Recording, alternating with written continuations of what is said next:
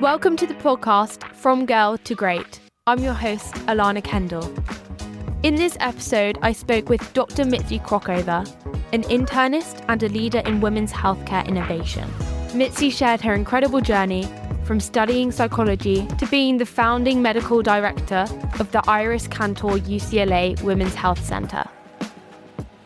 I really connected with her passion for advancing women's healthcare and her belief in the power of innovation, especially in areas like femtech. Her advice about carving out your own path in a field you're passionate about was so inspiring, and I loved hearing about the challenges she's faced and overcome as a trailblazer.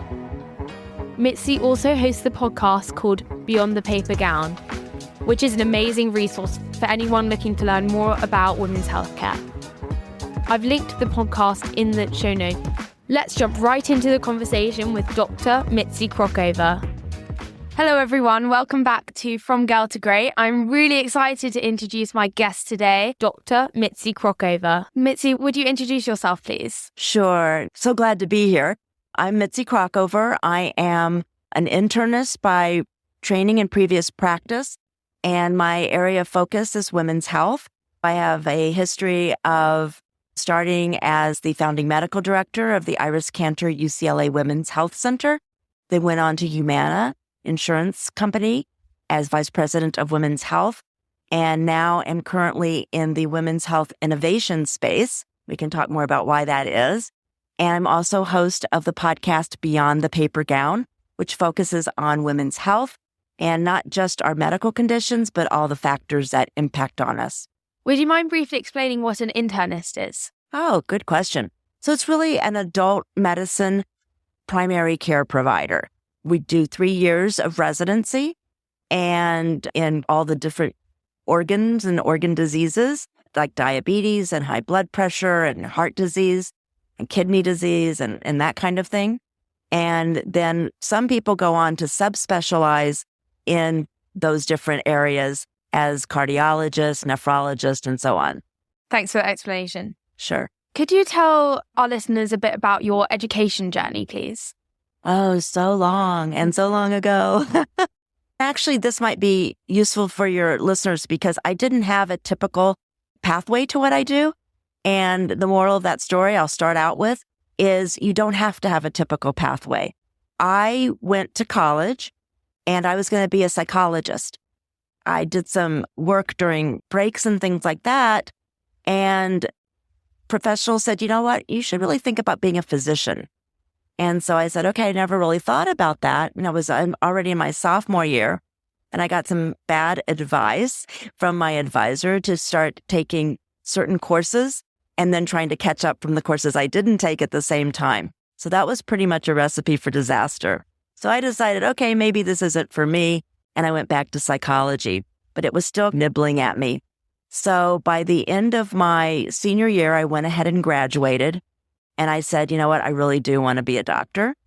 And so I went home to Texas and I took all of my pre-med courses from one summer and a whole year and then another summer. And I think because I was really focused and really wanted to do that, I did really well. Luckily, I got into medical school. So then I had 4 years of medical school. And then I decided that I wanted to be an internist. So I did 3 more years of internal medicine residency. Fantastic. How did you get into women's healthcare? That's a really good question. When I finished my residency, I actually wanted to talk about healthcare reform. And so I wanted to do that on TV. So I took some media classes and did a little bit, but then I didn't feel like a doctor. I really wanted to practice. UCLA had an opening. And they asked me, what's your special area of focus? And I literally said, without even thinking about it, women's health. Do not know where that came from. It wasn't as ubiquitous as it is now, but that was it. And I was very lucky. There was a group of our physicians who were very focused on women's health. And as internists, we don't do a lot of GYN usually, but we actually expanded our practice to do that. And so what we wanted to do is start a center. And we were very lucky that a benefactor, Iris Cantor, decided that she wanted to help us with that. So she funded the Iris Cantor-UCLA Women's Health Center, which was a primary care, or it still is, a primary care women's health center. So someone can come in for their regular general care. And then we obviously have a network of subspecialists to refer them to. And we became a center of excellence in women's health through the Department of Health and Human Services. That's the start of my foray, if you will, in women's health. Amazing. What are some of the challenges in women's health that you're trying to fix? Sure. Well, you and I are here at Health, the conference, and we just heard Joe Biden and a number of folks talking about the challenges with women's health. I said that I said women's health, kind of out of the clouds. At that time, right before that, women were not included in research because we're complicated. We've got these hormonal changes, and they thought it's easier for us to extrapolate from the research on men. But obviously, we are not the same, and we needed that research. So there's a lot of gaps in research. So even for the things that we have, like men, like cardiovascular disease, it's different. We have different symptoms and so forth. So there's all those kinds of things that we need to catch up on, because in 1994 or 93, they started allowing women to be in clinical studies. And it's only been since 2016 that they've asked to look at sex as a biological variable. And that means, does sex make a difference even at the cellular level? And most of the time it does. And so we need more research. So that's a big gap. And then because that research hasn't been done and very little money has been, relatively speaking, provided for research funding, there's a lot of gaps on things that are just women's stuff. And you heard about endometriosis, polycystic ovarian disease, and even menopause. Every woman goes through menopause. We know so little. And as a physician, I was taught so little, because if it's not studied, if it doesn't get into the textbooks, it doesn't get into clinical practice. And so I think that's what a lot of women are feeling frustrated about, because they go to their doctors and their doctors really don't know. That's changing, but it's, again, changing very slowly. So there's a myriad of opportunities, if you will, in terms of improving women's health. Yes, and I'm sure there's lots of young women listening that want to drive innovation and change in these fields. So what skills or experiences do you think are most valuable for young women?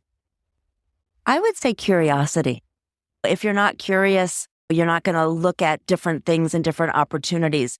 First of all, the things that I've done, most of the jobs I've had, there wasn't one before that. And especially now, things are changing. So I would say, don't pigeonhole yourself. Figure out what you're interested in, because you don't know what the jobs and opportunities are 5 years from now, because things are changing. The second piece is that we know that women's health has improved and more research has been done because there's more women. There's more women in research. There's more women clinicians. There's more female venture capitalists and more women in government. So if you're interested in STEM, there's lots of opportunities in research and tech. If you're interested from a business standpoint, there's lots of opportunities to take that discovery and make it into an innovation.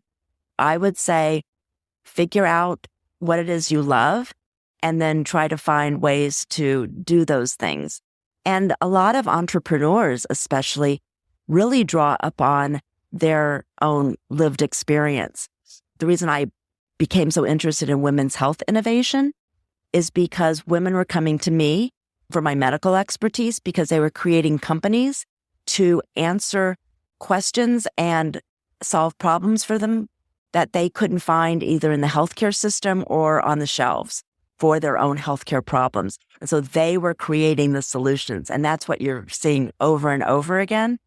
And lived experience really informs a lot of what a lot of these women are doing and making changes, not only for themselves, but for others. Great advice. I know you're starting to do some investment in femtech companies. Is that correct? Yes, I've been doing that for a while. What femtech company are you most excited about?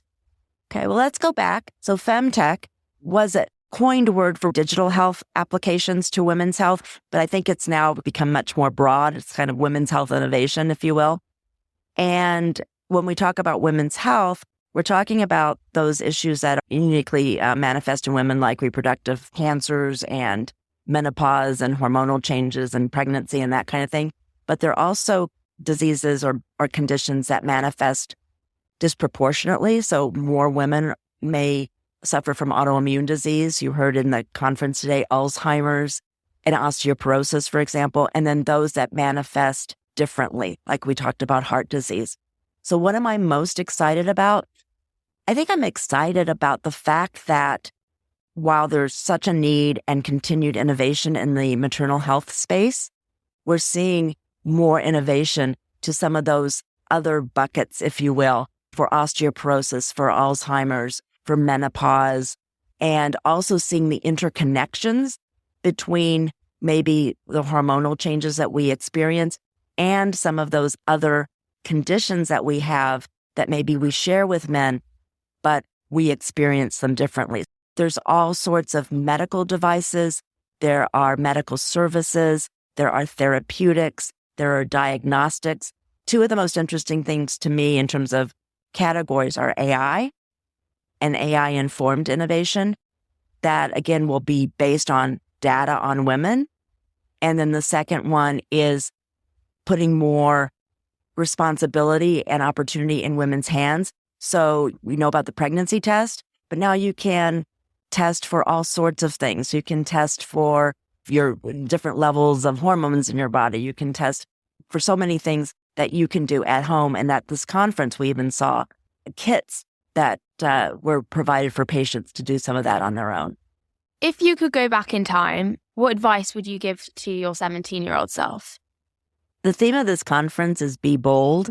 And I like that because for me, and I think a lot of girls and women, we are hesitant to either blow our own horn or take risks or have enough confidence in ourselves. And I know this sounds cliche, but there's only one you, and there's only one you that has a whole set of characteristics and experiences that are put together in a very unique way to build on that. Get as much experience as you can, and also just be very true to yourself and advocate for yourself. What are the biggest challenges women face in healthcare, both as patients and professionals? As patients, I think that it goes back to feeling like they're not listened to or being dismissed. And that's where we get into the advocating. So if something isn't right, doesn't feel right, you have to be able to advocate, understanding maybe that there are gaps in knowledge. And I think that is frustrating that there are those gaps. And I think good physicians will recognize those and be honest. Some don't know enough to know that they don't know, and then they put that on the patient. So I think that is the hardest thing about being a female patient, if you will. But I do think most doctors want to help. And if you're not getting what you need to move on. As a physician, as a female physician, I think it really depends on where you are and where you've trained. And everybody has had different experiences. I know that some women have felt that they didn't get ahead because they were a female.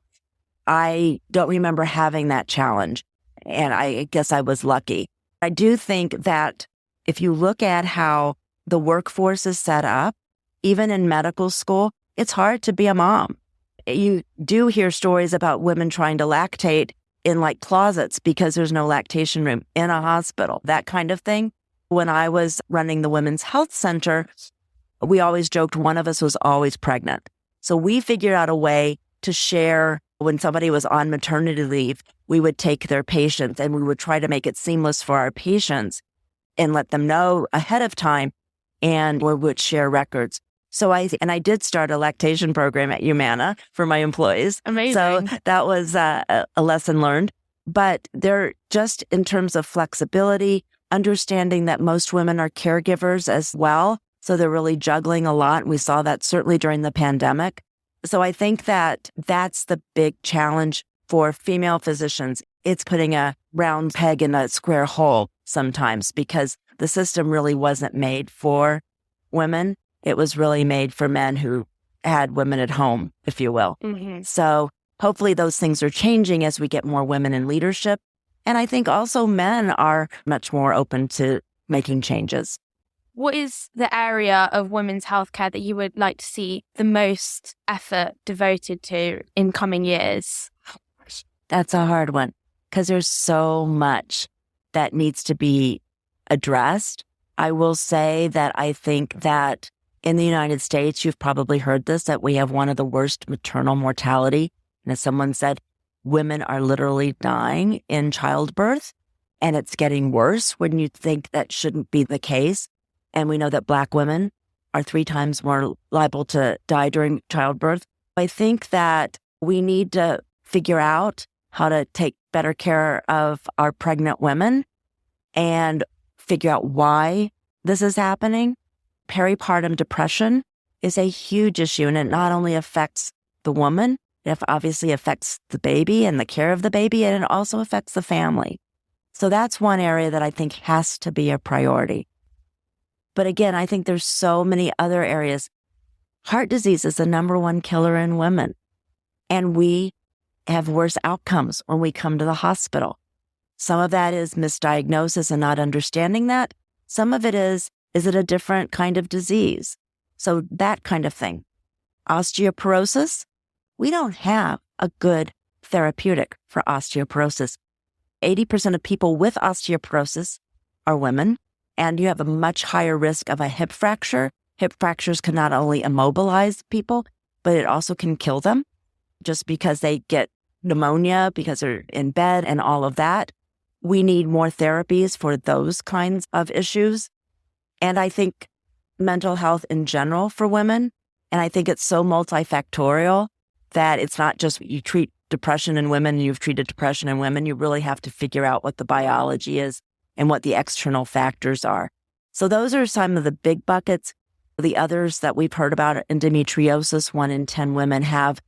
Basically, it's uterine-like tissue outside the uterus, and it's extremely painful, can reduce fertility. We don't have a good way to diagnose it. We don't have a good way of treating it. And all of those things, again, I don't have one. I've got many because we are so far behind. But I'm also optimistic because we have so many people. Again, we heard that there were 1,700 submissions just for these grants on women's health. And so hopefully in the next few years, we'll have more funding and we'll have more solutions. Yeah, I hope so. Because even I have a friend that has endometriosis, and I know it's really annoying because it's pain every month nonstop. Yes. Yeah. And I think it's quite fortunate that she's diagnosed because lots of women, it takes years to get diagnosed, right? Exactly. Yeah. It says in 5 to 7 doctors before you get the right diagnosis. Mm-hmm. And there can be scarring and there's real ramifications. It's not just painful periods. It really is debilitating in a number of ways. Is there anything else you'd like to express to young women that are interested in healthcare and being a leader in this field? Sure. You can't go wrong. It is such a privilege to be a physician. It's a very intimate relationship with your patients, and I wouldn't give that experience up at all. But if you don't want to be a doctor, there's so many other ways to contribute and to make a difference. We've seen that policies like the White House Women's Health Research Initiative that increased funding, that's a policy issue. So I joined a PAC, it's called the Women's Health Political Action Committee, that is focused on educating and supporting candidates who put women's health first or make it a priority. And one way that you do that is to support them financially and vote. So that's a piece that we haven't talked about that I think is so important. And just really advocating. If there's something in your family and you want a policy change, going to your representative is absolutely appropriate. A lot of times having a story is more powerful than data. I would like to say that data is also important, and it is, but having that story that connects someone is really important. So I don't want to forget that piece of it. We've seen it with abortion rights, and that's one of the most extreme examples right now that you can point to. But again, there's so much more, such as the research funding or expanding Medicaid, which is our insurance for low income. Most of those are women and children, and they expanded the coverage to a year after pregnancy. so that those women have those postnatal checkups and have other services to help them be healthy and to be able to take care of their children. There's all sorts of ways that policy impacts on our health and our health care. You can be an advocate, you can be a practitioner, you can be a scientist, you can be a coder and help bring a lot of these innovations to fruition through technology. If you're interested in business, become an entrepreneur. Or if you're interested in finance, helping to finance some of these. Whatever your interest is, I'm sure you can contribute to improving women's health in some way. Thank you so much, Mitzi, for being on this show and sharing what you're doing. It's really impactful and I'm sure will inspire many. Thank you so much. Thank you so much for listening to this episode of From Girl to Great with my guest, Dr. Mitzi Krockover. Don't forget you can find links to everything we discussed in our show notes, including links to Dr. Krockover's podcast called Beyond the Paper Gown.